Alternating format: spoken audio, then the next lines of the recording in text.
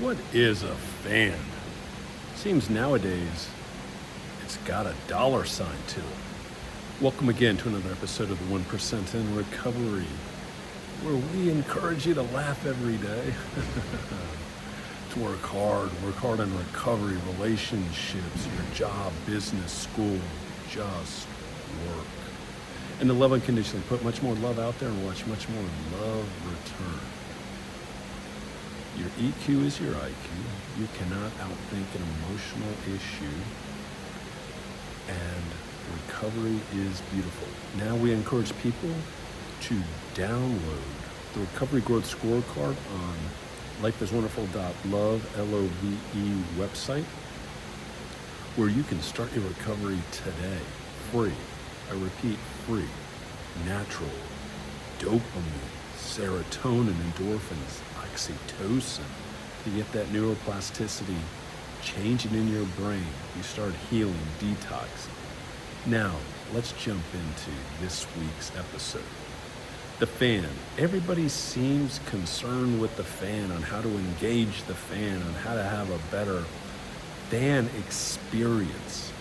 That seems to be the buzzwords especially ever since sports betting was allowed much more here in America. It's already been going on for some time in most other parts of the world. But here lately, you have this whole idea of trying to give the fan the best experience. Now, to me, sports has always been about competition. Winner, loser, compete, practice, get stronger, get faster, understand the game. And that is the beauty of sport. That is why sport has been around in some type of context for thousands of years. That is what people love. I loved competing in football, basketball, even ran track. There's a beauty to sport. But nowadays, it's all about money, and even goes down to the youth. We're talking about the 8 to 12-year-olds. We're talking about AAU ball. Now there's whatever sport it is. We can be talking about baseball, soccer, hockey, volleyball, basketball, all these youth teams, youth leagues. And as we know by the basis of statistics is that 1% of all these athletes will ever make the professional level. But now at the youth level, it's all about gouging the parents and spending all this money. Why do little kids have to travel to play? You can play a basketball game in your own neighborhood, in your own city. Same thing with any other sport, even the ones that cost more money like hockey and baseball. It is all now about money. And I believe that since it's starting so young, that is what's changing this other complex. And then for the last 30 years, we've had all this AAU in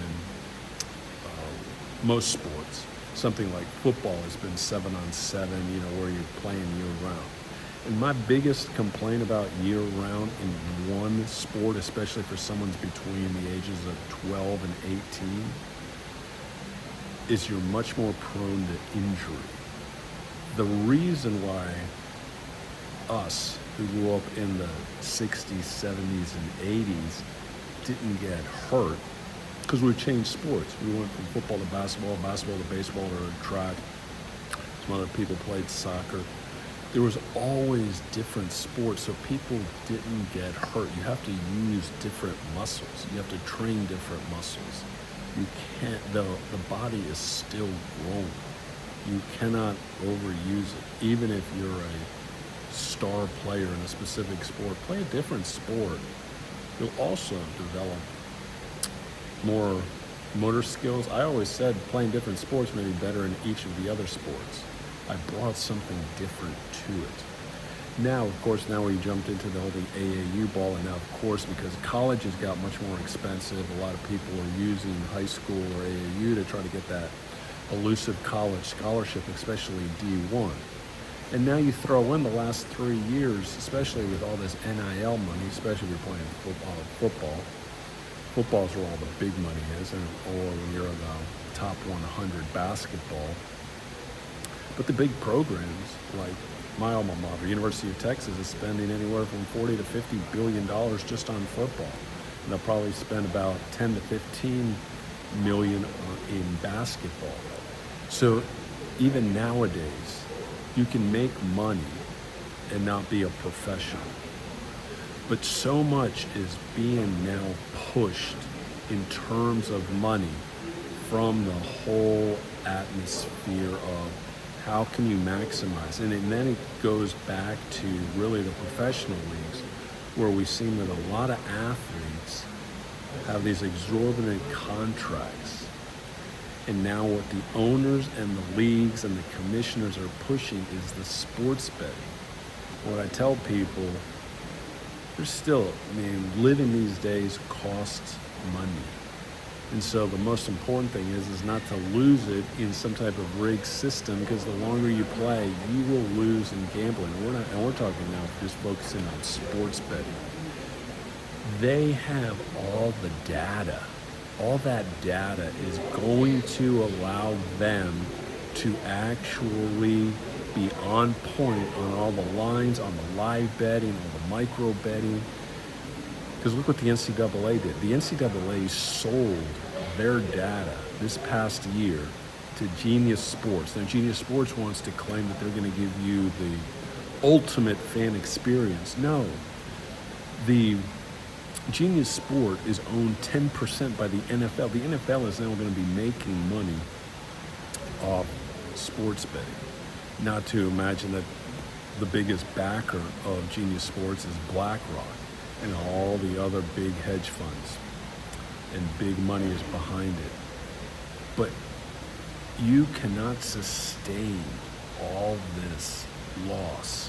People are losing. Last year, $166 billion was the actual revenue of sports betting in America.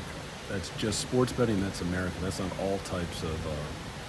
But you can also kind of gauge on where a lot of different things are in terms of stock market, because that's a lot of things are going on. Just to give you quick stats. On the 52-week run, especially if you're looking at FanDuel, which is Flutter, or DraftKings, they're more on the lower end of their 52-week cycle. But then you have other stocks like RSI, which is iGaming, which is on the uptick. And then you have obviously the prediction markets, Kalshi and Polymarket, which are private companies, and they're going nowhere. Or you have a regular casino like MGM, which is pretty much staying stagnant. There's a lot of money in gambling stocks, which means that all these gambling companies are going to be pushing gambling products because they have to make quarterly earnings. And that is where the gambling industry made their mistake, because they are now public, a majority of them, is that quarterly earnings doesn't fit the gambling model. The gambling model was always just let the gambler play. He will lose in the long run. But you're not so focused on a 3-month window, 6-month window. And then now they're also pushing people to keep playing more and more, because the more people play, they need to lose this quarter, this year. And so that's kind of where I see the fan is just being pretty much raped and pillaged, whether we're talking about tickets. We're not even talking about the World Cup tickets. Talking about parking, talking about the food, whether you're doing a Coke or a beer, how expensive is that the game, and then you're forced to do all this merch buying, and now you're supposed to gamble. At some point, man, you gotta just say, I'm out.